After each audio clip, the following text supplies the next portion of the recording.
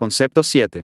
La conferencia reconoce que la Carta Constitutiva y estatutos de la Junta de Servicios Generales son instrumentos legales, que los custodios están por consiguiente totalmente autorizados para gobernar y dirigir todos los asuntos del Servicio Mundial de Alcohólicos Anónimos.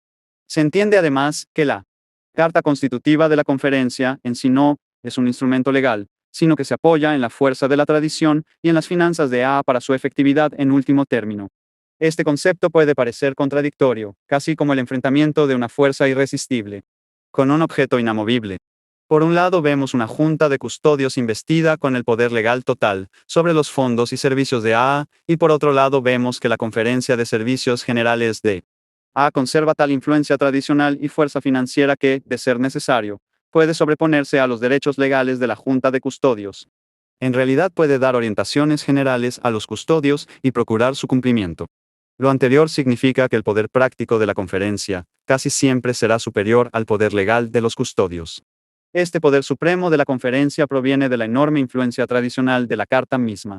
Se deriva de la amplia mayoría de delegados escogidos por los grupos en la conferencia y finalmente, en casos extremos estará basado en la indiscutible capacidad que tienen los delegados para negarle a la Junta de Servicios Generales los fondos que ella necesite para operar, los cuales provienen de las contribuciones voluntarias de los mismos grupos de AA.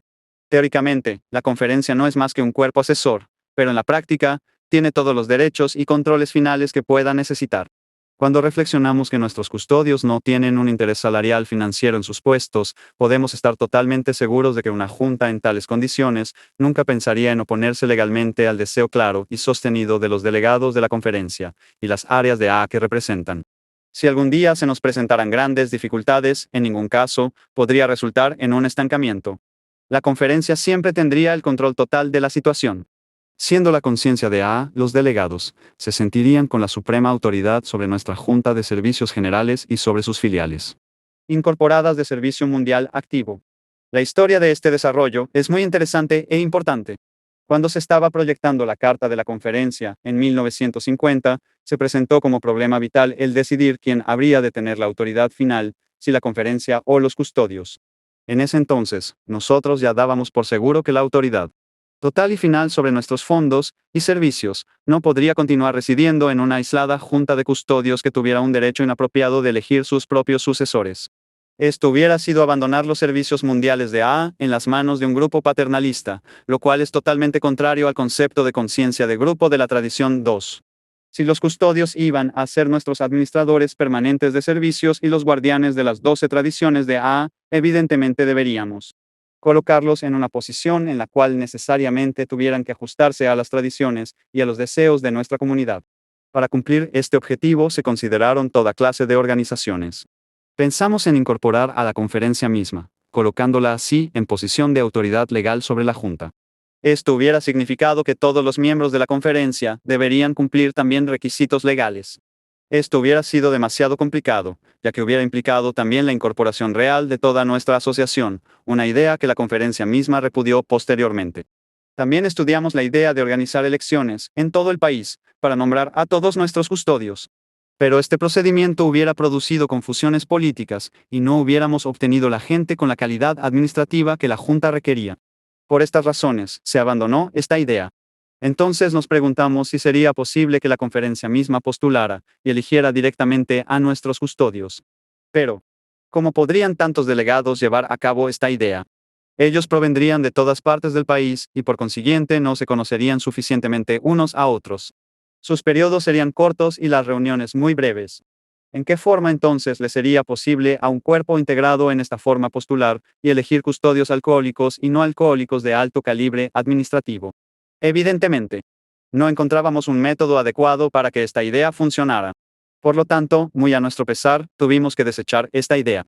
En esta forma llegó a ser obvio que la selección de nuevos custodios sujetos a la aprobación de la conferencia tendría que provenir necesariamente de los mismos custodios. Solamente ellos tendrían la capacidad para comprender las necesidades de la Junta. Salvo en periodos de reorganización, este método de selección tendría que continuar, al menos, para la mayor parte de la composición de los miembros de la Junta. De otra manera, no se podría responsabilizar a la Junta por los resultados de su administración. Resultaríamos sin administración de ninguna clase. Por esta razón, se le dio a la conferencia el derecho de rechazar pero no de elegir a los nuevos candidatos a custodios.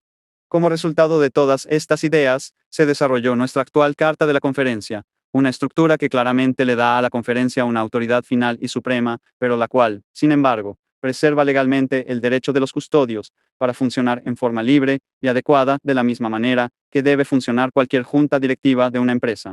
Este esquema está conforme estrictamente con la tradición 2 en lo referente a los servidores de confianza. Dicha tradición establece que nuestros servidores, dentro del alcance de sus deberes, deben gozar de nuestra confianza para poder utilizar su experiencia y criterio. Se espera que todos los servidores de confianza de A en todos los niveles ejerciten su liderazgo y el liderazgo no es sencillamente una cuestión de un sumiso quehacer doméstico. Por supuesto, el liderazgo tampoco puede funcionar si está constantemente sometido a un bombardeo de órdenes superiores. Toda nuestra experiencia, hasta la fecha, nos muestra que ese equilibrio de poderes entre los custodios y la conferencia funciona magníficamente. No hemos escamoteado esfuerzos para otorgarle a la conferencia una autoridad final por vías prácticas y tradicionales. A través de métodos legales, hemos delegado una amplia autoridad de funcionamiento y poder discrecional a los custodios.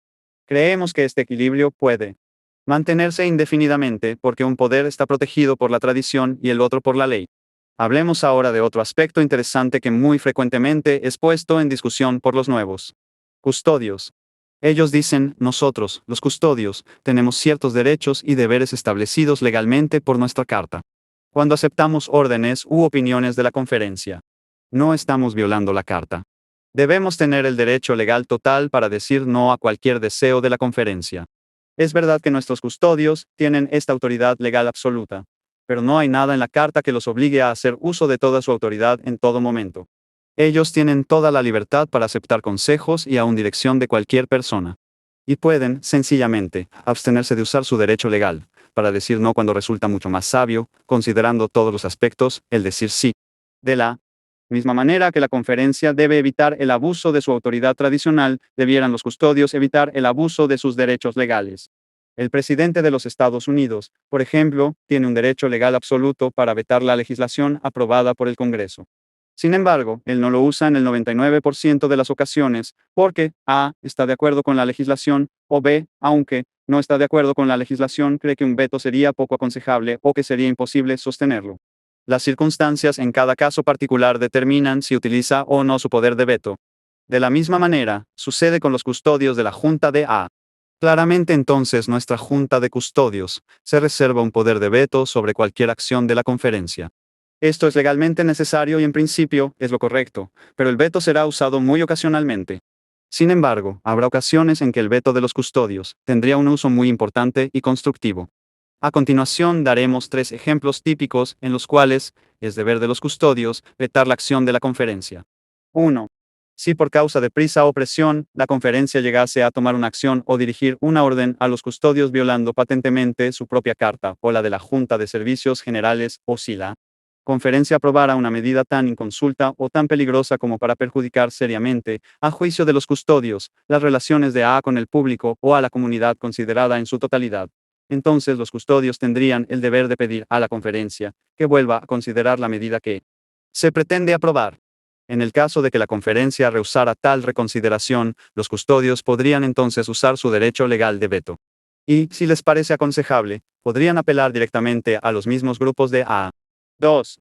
Aunque por tradición los custodios nunca deben excederse sustancialmente en su presupuesto, aprobado por la conferencia, sin haber consultado a la conferencia misma, ellos deben sentirse totalmente libres para reducir la cifra presupuestal de la conferencia, durante cualquier año fiscal, aunque dicha acción pueda restringir o cancelar planes especiales o proyectos, iniciados o dirigidos por la conferencia misma. 3.